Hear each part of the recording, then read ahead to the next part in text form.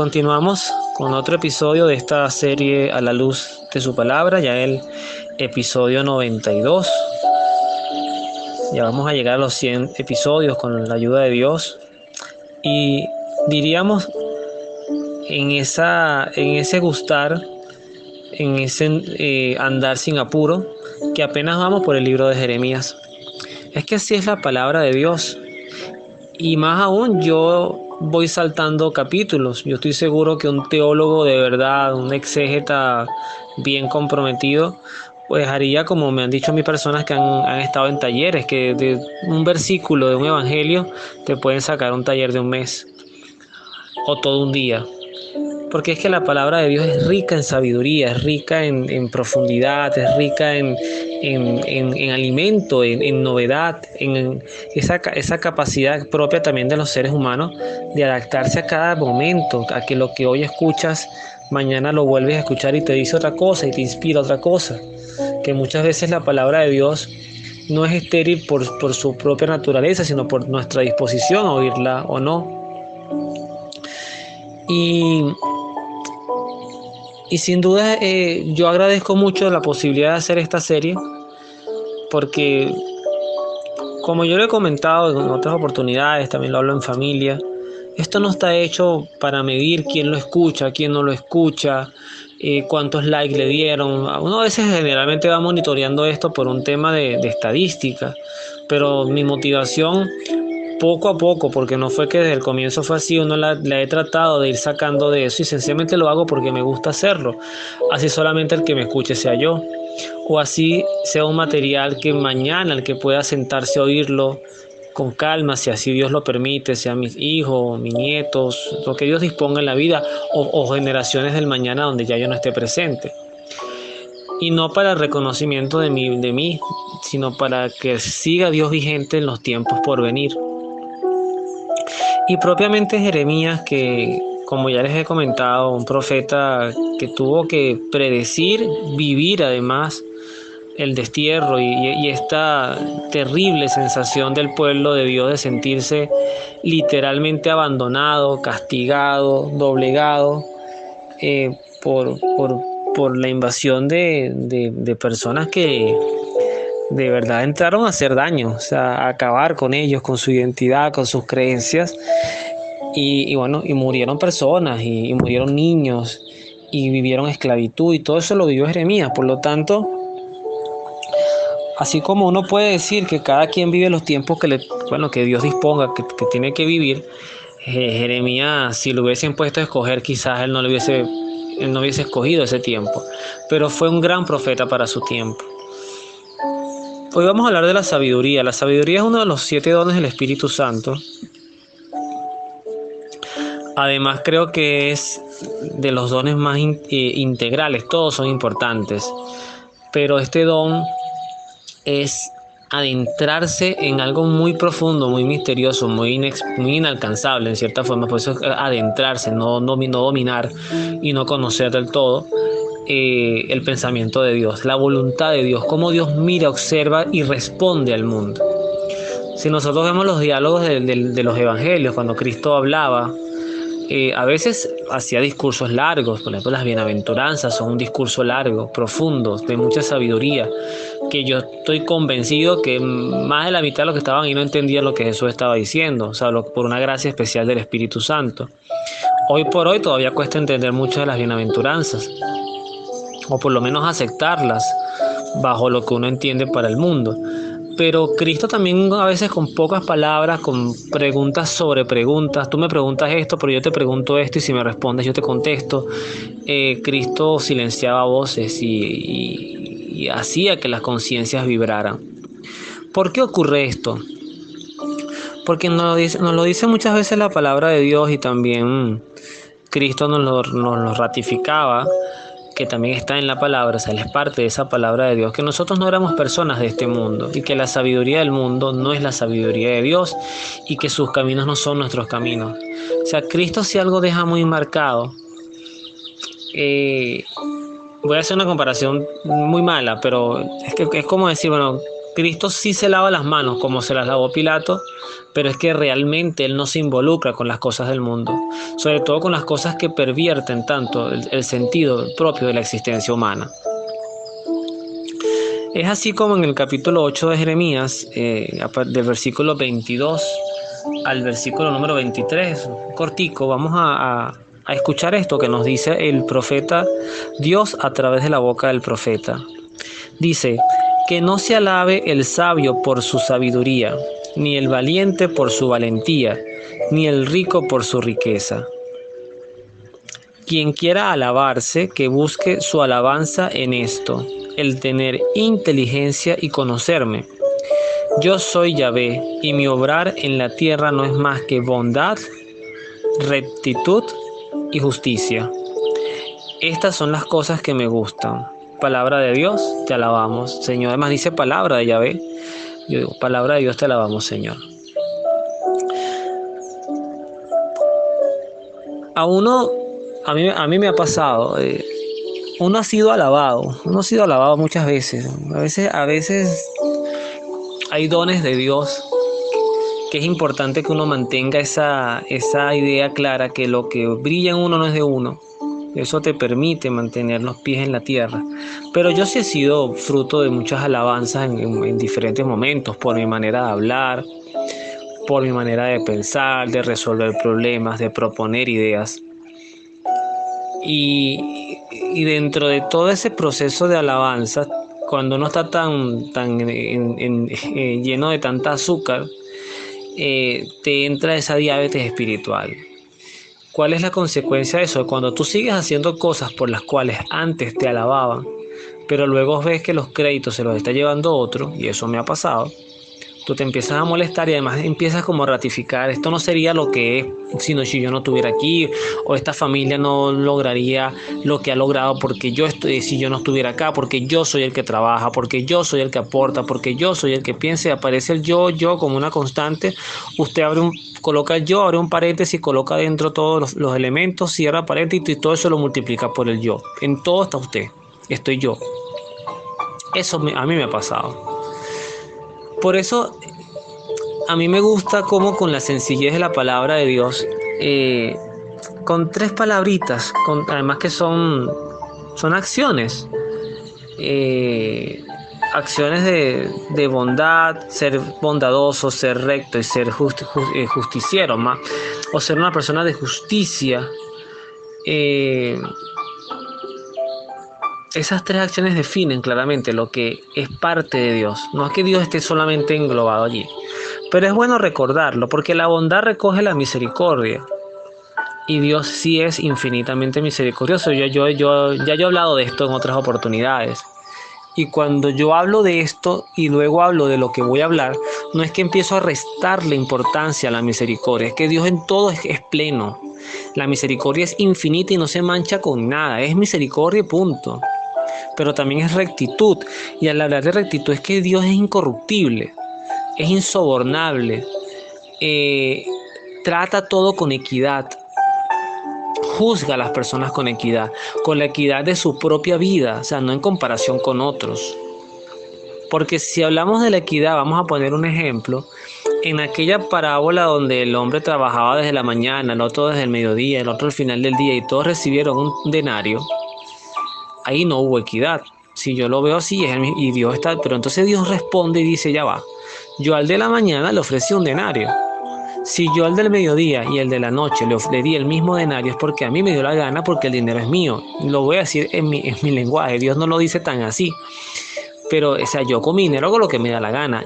Ahora, si yo estuviera quitándole, si yo le hubiese dicho al otro: yo te voy a pagar según tu carga horaria, y al final del día cuadramos, ya otra cosa. Pero Dios le ofreció un denario y él quiso trabajar por un denario.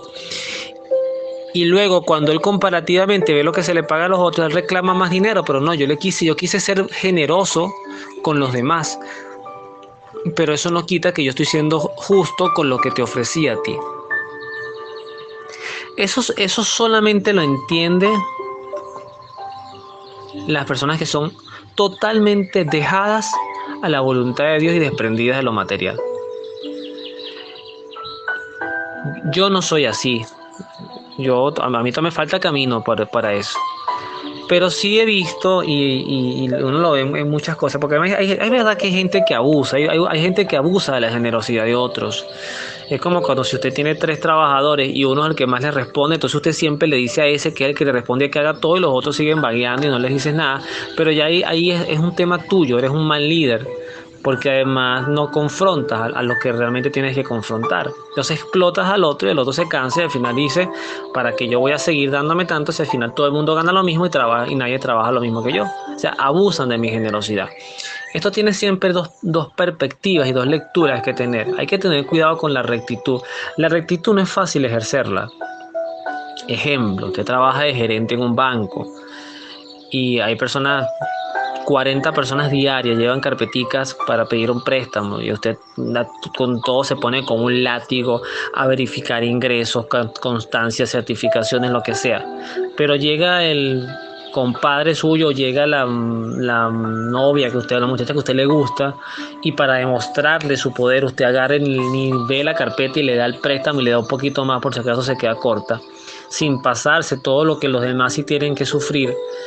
Eso no es rectitud, eso no es equidad. Entonces ahí hay que tener cuidado porque hay personas que llegan al poder y empiezan a abusar del poder, empiezan a crearse imagen desde el poder. Y la gente los ve y los dice, wow, esta persona sí es buena, pero es que en realidad no eres bueno. Bueno es el que da de lo que le corresponde a sí para ayudar a otros. Si yo doy de lo que yo administro, pero eso no es mío y no implica un sacrificio para mí, yo estoy tomando mi poder para construirme una imagen de ser alabado. Eso es un poquito de lo que también nos advierte esta palabra. Y lo otro que no es menos importante es la justicia. Y es ahí donde ya pareciera que esto se olvida. Dios es justo. Y Dios va a darle a cada quien según su vida, según sus obras, según los frutos de su propia vida. Personas que hacen tanto daño directa o indirectamente, que han hecho sufrir a otros, que han sido indiferentes con otros, no pueden esperar solamente encontrar bondad en Dios. La van a encontrar si hay arrepentimiento, pero si no lo hay, no pueden encontrar solamente esa bondad. Dios será bondadosamente justo. Esta mañana yo leía una noticia que a mí me generó mucha tristeza, y es que la iglesia de Alemania está perdiendo gran cantidad de feligresía porque está viviendo un revoltoso momento de querer adaptarse al mundo, querer predicar al mundo, pero a razón del mensaje del mundo. Hay que orar mucho por esta iglesia y ojo, esto es solamente porque, bueno, allá es noticia, pero esto pasa en muchas parroquias, muchos padres que predican a favor de la anticoncepción o predican a favor de la homosexualidad, a favor del aborto, se hacen la vista gorda con cosas que son injustas y lo hacen por quedar bien en sus comunidades, por ser alabados, por crearse una buena imagen, por evitar conflictos. Y yo me pongo a pensar en estos sacerdotes y de verdad pido mucho por ellos de esta manera pública, que son responsables de que la gente se les vaya. O sea, ¿cómo llego yo? Vamos a poner el ejemplo con la parábola de los talentos. Aquel a que Dios le dio 5, 2 y un talento, y el que le dio un talento lo enterró, no lo puso a producir. Imagínense el castigo severo o la sanción severa que recibe que además no se robó el talento ni lo perdió, lo devolvió tal cual, pero no lo puso a producir, pero lo devolvió. Imagínense ustedes que yo llego a una parroquia donde iban 20 personas los domingos, y durante mi gestión como párroco o como catequista, laico, también los laicos tenemos que asumir responsabilidades, ¿no? También tenemos muchas responsabilidades, grupos de canto, grupos juveniles, y de repente aquello se viene al pique, o sea, ya no va nadie, 3 personas, van 3 personas y son los 3 que leen. Y entonces después me paro yo ante Dios y Dios me dice, ¿dónde están por lo menos los 20 que venían acá? Contigo se fueron 17 personas. ¿Qué debo? Aplaudirte. Tengo que aplaudirte por tu pésima gestión. O lo mismo, ahí están los 20 que, mira, te conservé los mismos 20 que estaban aquí viniendo. Ay, ¿dónde está gente nueva? ¿Dónde están las nuevas ovejas? ¿Dónde está la generación de relevo? Dios es exigente. Si hay alguien que además tiene el derecho a ser exigente con nosotros es Dios, porque nos los ha dado todo. y eso lo destaca. Fíjense que con estos dos versículos ya llevo casi 15 minutos de grabación, solamente citando dos versículos del libro de Jeremías, de un Dios que es misericordioso, pero que también es recto y que también es justo y que por ende perdona, que por ende sabe también, es incorruptible, o sea, es correcto. Esas personas, quizás todos hemos tenido la oportunidad de conocer personas correctas. A mí me vienen en mi imagen pocas, pero sí tengo. Y justo, un juez, el que imparte la justicia es un juez. Y el juez tiene el veredicto de absolver, de perdonar y también de castigar. Es ahí donde el apóstol Santiago además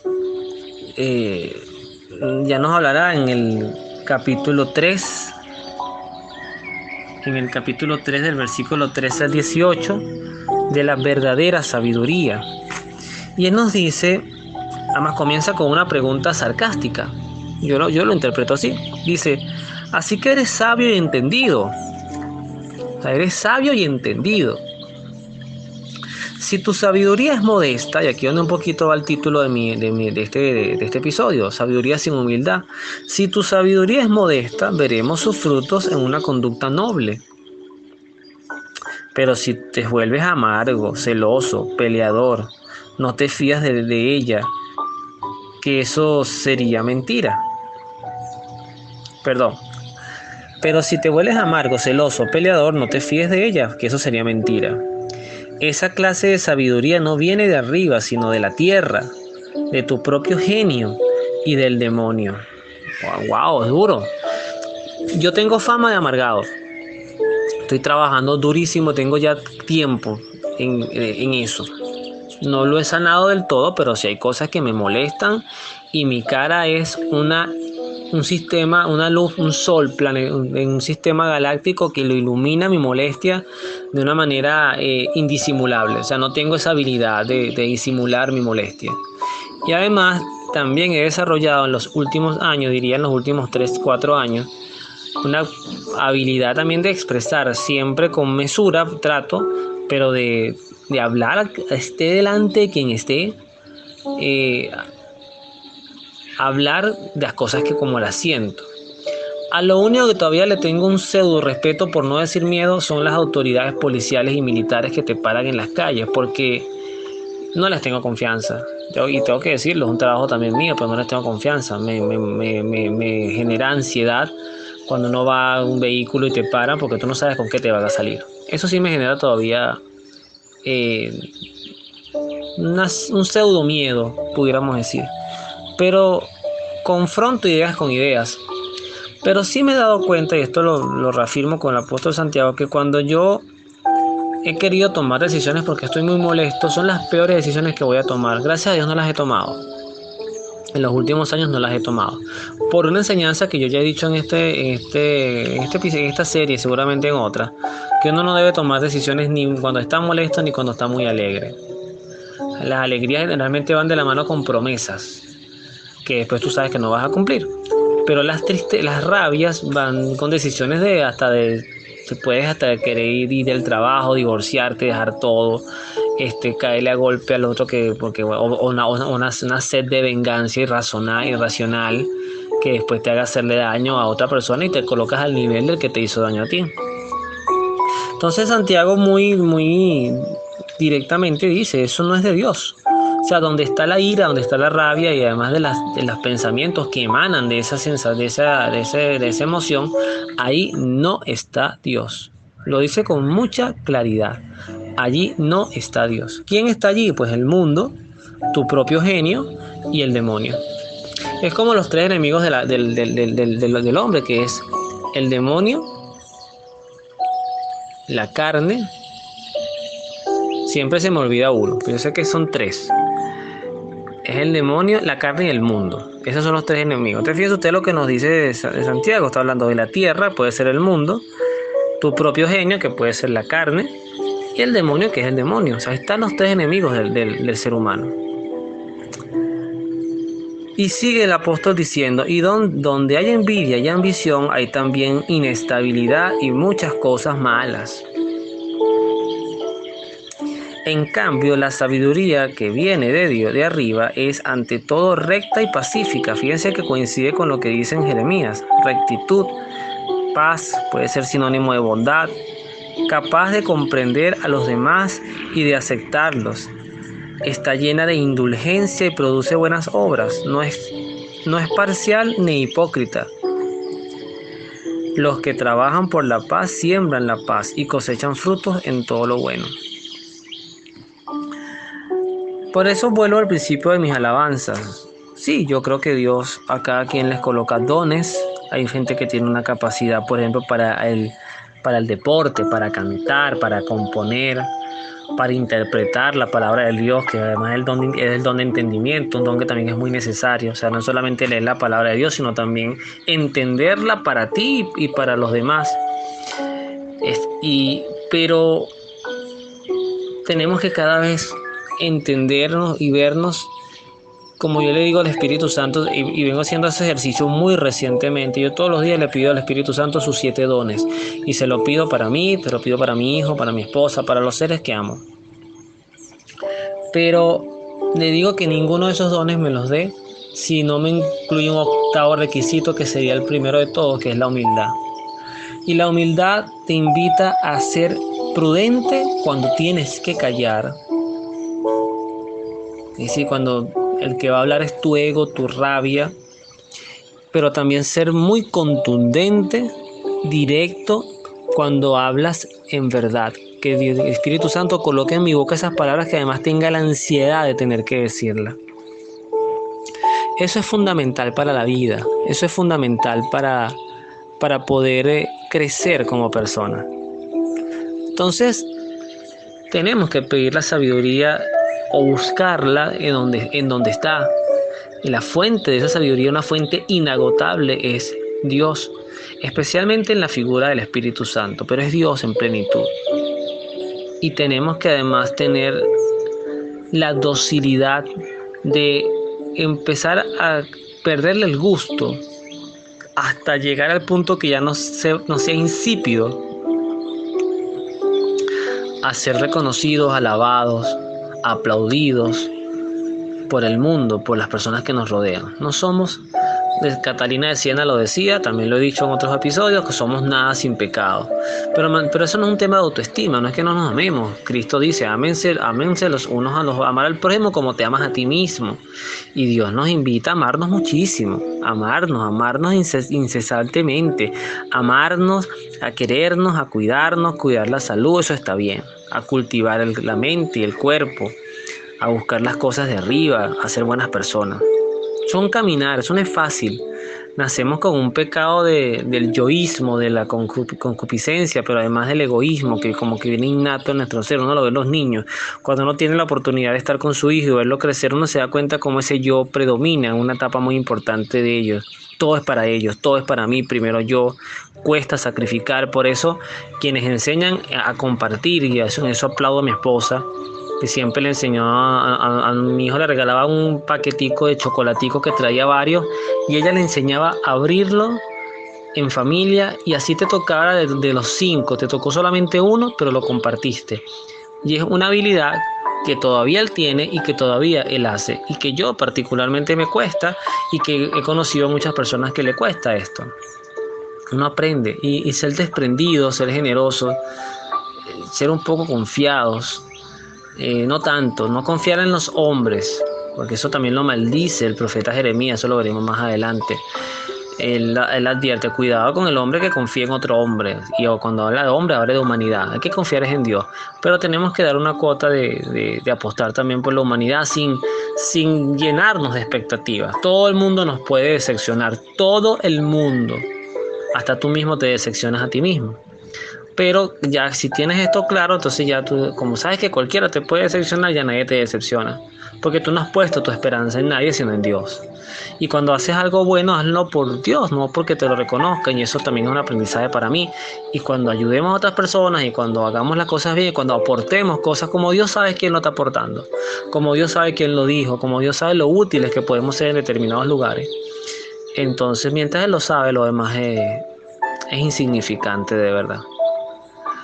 Gracias, Jeremías, por lo que nos enseñas, y gracias a ustedes por esta oportunidad de seguir estando allí, de escuchar, darse la oportunidad, quienes lo hacen en este tiempo o en los tiempos por venir, de escuchar estas reflexiones de la palabra de Dios en esta serie A la luz de su palabra. Que Dios los bendiga. Nos vemos en la oración.